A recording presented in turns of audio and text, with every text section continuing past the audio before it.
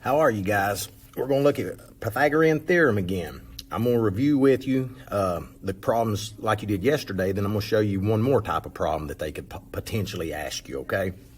Now, I'm going to show you the difference when C, remember C is the hypotenuse, always. C is always the hypot, or the slanted line. That's the key to this, okay? And again, it doesn't matter if you want to call this A or this A, or that one B or the other one. It doesn't matter, but this one is always C, okay?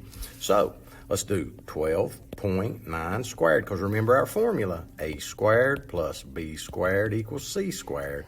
So 12.9 squared plus 12.6 squared equals C squared. And again, you're welcome to use your calculator. See if I can find mine. Here it is. All right, so I'm going to do 12.9 squared. That's 166.41 plus. Then let's do 12.6 squared. That's 3.54 equals C squared. Okay, so let's add that together. 166.41 plus 3.54. This can't be right. There's no way that something's happened. Hold on, 12.6 squared. Yeah, I was about to say that's impossible, guys. See, that's why you make common sense of your questions. How can you square 12 point something and get 3?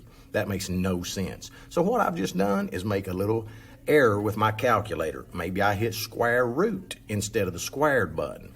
But that's something that if you would have me in class all year long, you would hear me preaching more to you.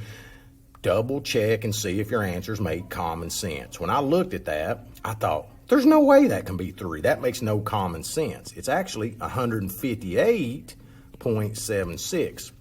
It's similar to when we do our taxes and somebody says that they bought something for $90 and they got a discount, 25% discount, which means it costs less, and they tell me that the final cost is like $250. That's called a careless mistake, and that makes no common sense. How could something for $90 be on sale and you pay $250?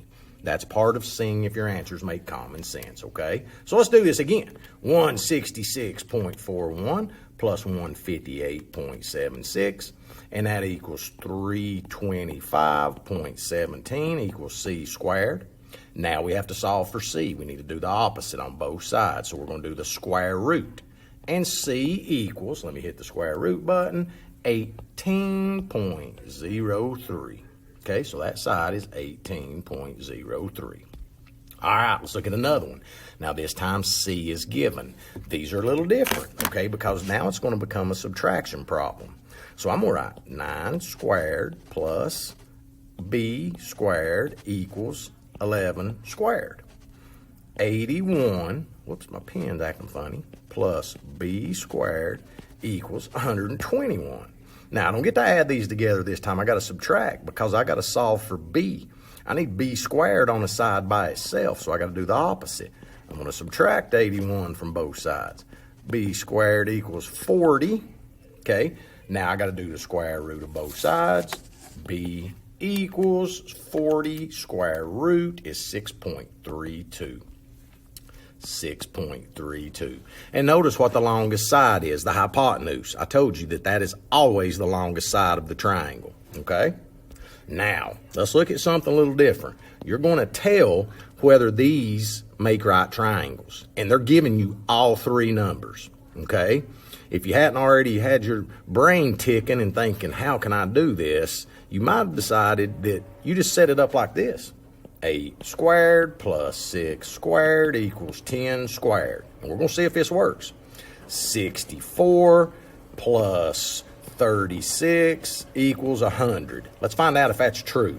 64 plus 36, I promise you, is 100. Okay? So, this is correct. It's true. So, yes, these make a right triangle. Okay? Or they could give it to you like this with just numbers. Okay, use the same formula. 10.5. Let me look at something. Yeah, I was making sure I did something right. 10.5 squared plus 12.5 squared equals 16.5 squared. Well, let's see if this works. I'm going to go do 10.5 squared.